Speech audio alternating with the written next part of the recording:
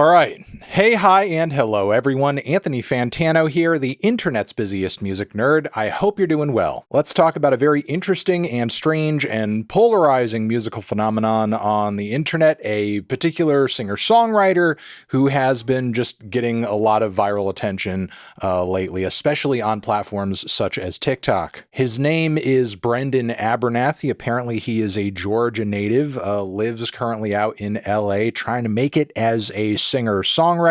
And recently, this clip I'm about to show you of Abernathy performing live a particular track that has just recently been released, the full studio version, Married in a Year. He was performing this track live to a crowd of people surrounding him, and I don't know, maybe you can deduce from seeing it yourself, maybe for the first time, why exactly this performance clip went viral. You'll be married in a year in the suburbs, with a kid on the way in 3.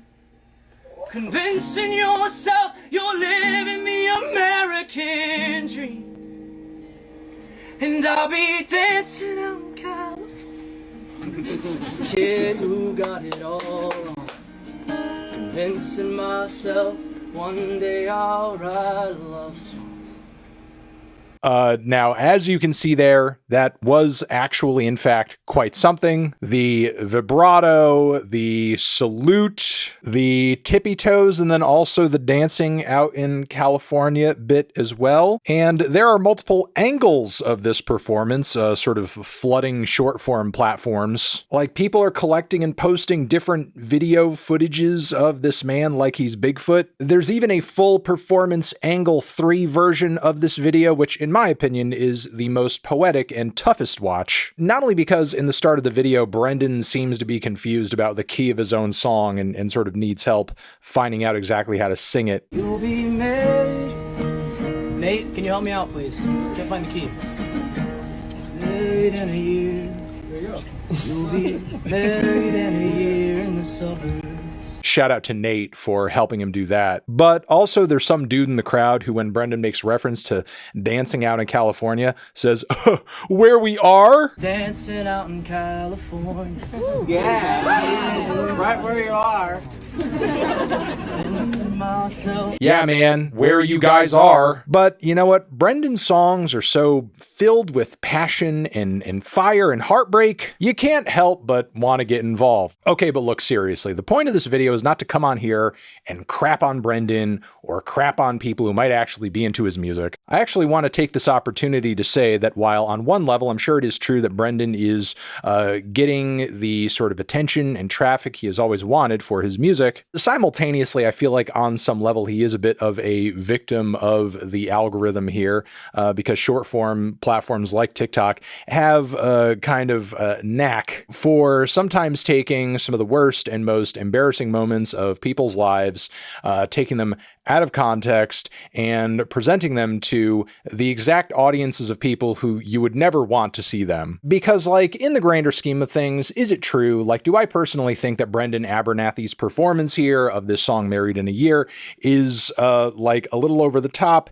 maybe a tad bit grating and obnoxious? Are the toes out and the tippy toes stuff a little weird? Yeah, sure. But like, it's not the worst song I've ever heard, and there is certainly an audience out there for this sort of thing. I mean, if you're into artists like, I don't know, Zach Bryan or Noah Kahan, and even Taylor Swift, who Brendan says he is a huge fan of, which we will get into that. Yeah, if you're into those artists, I feel like there is something in Brendan's music for you potentially. And it just perplexes me that platforms such as TikTok and Instagram, rather than finding the listeners and the consumers who would actually enjoy Brendan's stuff, it seems like the algorithms on these platforms are more intent to gear people toward his stuff who actually will hate it. Now, at the end of the day, in the modern day music industry, I feel like much of the time, any attention is good attention. This guy may in fact end up getting just like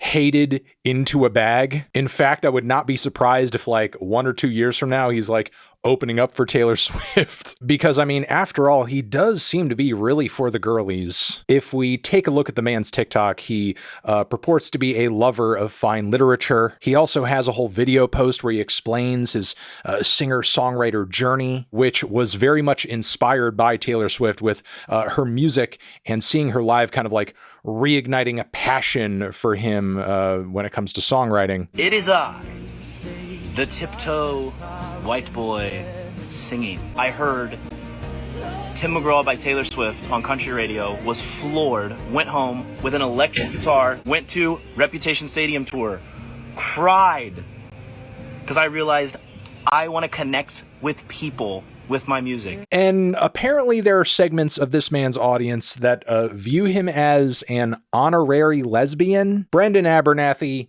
Drake, now 2 of my favorite artists are lesbians. So look, while I can't come on here and claim that I myself am not guilty of not really enjoying Brendan's music too much, and also his live performance did get to me as well. But with all of that being said, like, the overtly negative reaction to this track and Brendan's performance, I do think is a little outsized. Ultimately, in the grand scheme of things, it doesn't seem like Brendan is hurting anybody or doing anything bad. I mean, I don't know the guy, I can only comment on what I see from a distance, but he kind of looks like he wouldn't hurt a fly. Or at least if he did, he would write a song about it after. And I guess I would like to demystify any allegations that I'm sure have come up or will come up that Brendan is like some kind of totally fabricated industry plant. Because if you dig into his social media, he's been kind of grinding like this for a while, writing songs, recording them, performing them as much as possible, trying to get out as much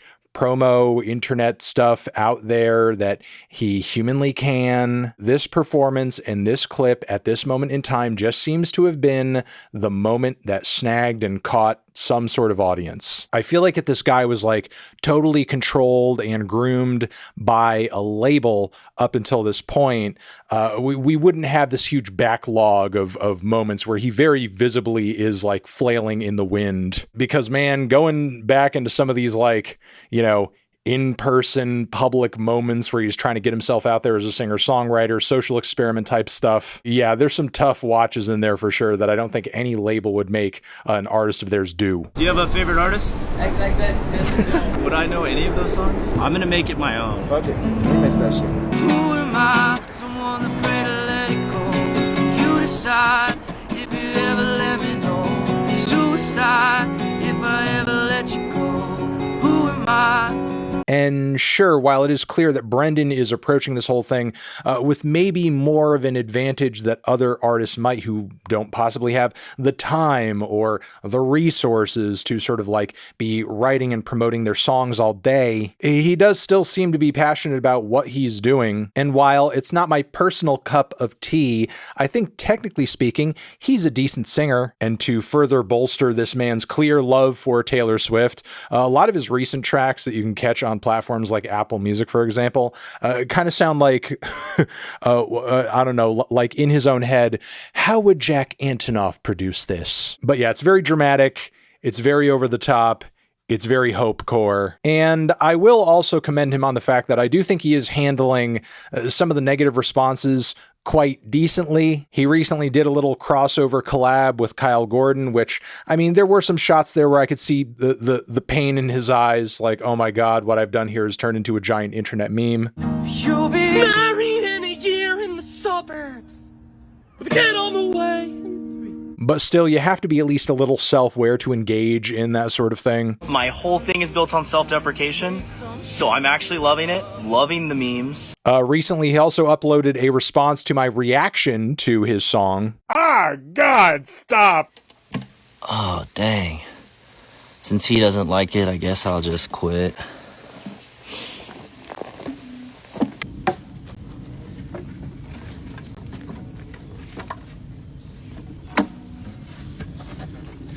And you'll be married in a year in the suburbs with a kid on the way in 3. Convincing yourself you're living the American dream. And I'll be dancing around in California Just a kid who got it all wrong. Convincing myself that one day I'll write a love song. Love you, Brendan. It got me thinking, like, I feel like a lot of what people are disliking about this track and this guy, it's like all aesthetic. And for sure, I get it. Seeing him all sweaty and on his tippy toes and in this like shabby chic outfit that's supposed to look like loose and dirty and artsy, but then when you look closer, there's not a scuff on the guy. It does seem like he's playing up a bit of, you know, an image here during clips like this. But to me, it just kind of reads as like, you know, an early up and coming artist trying to like find their voice, find their way, find their look. Again, it's a reminder of the weird position a lot of up and coming artists are in now in the internet age, where you're forced to put yourself out there constantly online while you may not actually be ready or fully where you need to be sonically or visually in order for people to actually like care about what you're doing or think it means anything. So yeah, I would like to explicitly say, I don't harbor any ill will toward Brendan, and certainly I feel like he's entitled to pursue his career as a songwriter, even if that one live clip did hit me in the wrong way, like it did many people. Just a reminder that it is so strange that we go on platforms like TikTok to hopefully be entertained or exposed to things that we like, stuff we can get excited about and passionate about, when in actuality, what a lot of these algorithms are doing is just driving hate trains in the directions of people who don't necessarily deserve it. Because, I mean, like, what did this guy do outside of write a song that you feel like is kind of annoying and stand on his tippy toes for a bit? But yeah, let me know what you think about any of this stuff down in the comments. Over here next to my head is another video that you can check out. Hit that up or the link to subscribe to the channel. Anthony Fantano, Brendan Abernathy, tippy toes of forever.